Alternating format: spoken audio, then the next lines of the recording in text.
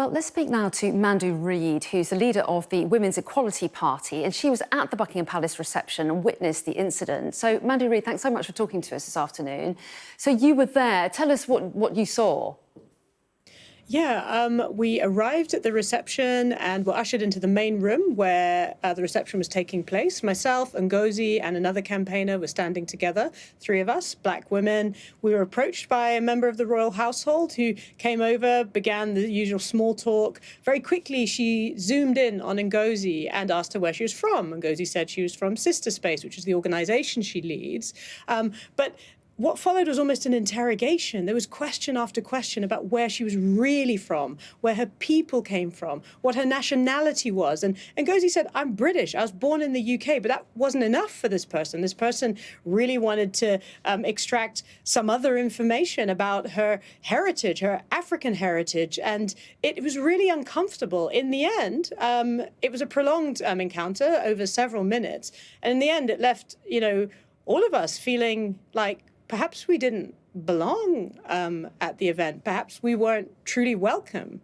Well, yes, and Ngozi herself described it as a violation, didn't she, that's left her feeling stunned. So how did it leave you feeling listening to it?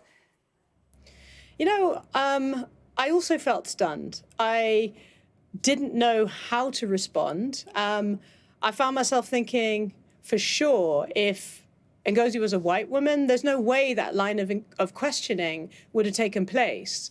And it's not what you expect. We were invited guests at a really important reception about a really important subject, ending violence against women and girls. We weren't gate crashers, but we were sort of made to feel almost like trespassers.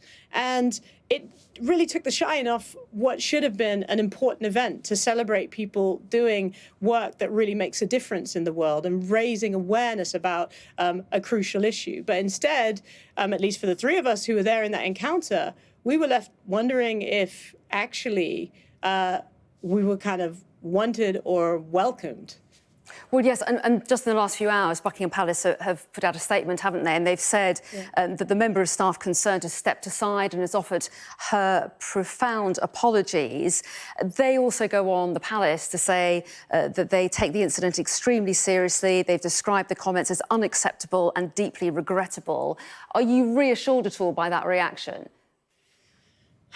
Not really, because actually, I don't want to see her step down. I want to see her step up. I want to see all of them step up. I want to see the royal household as a whole acknowledge that institutional racism is part of the culture, and I want to see them tackle that head on.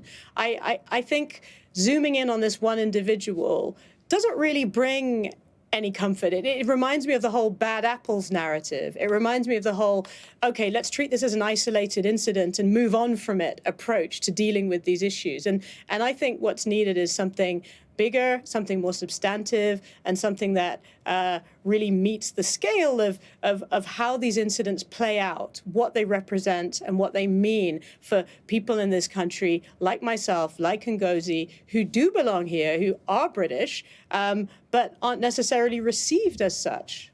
And when you say you think there's an issue of institutional racism, when you hear then Buckingham Palace also saying that all members of the household are being reminded of diversity and inclusivity policies, does that go any way towards meeting your concerns? It's important that they've got policies. It's important that people are reminded of them. But what's more important is the culture within the institution. What's more important is what people experience day to day.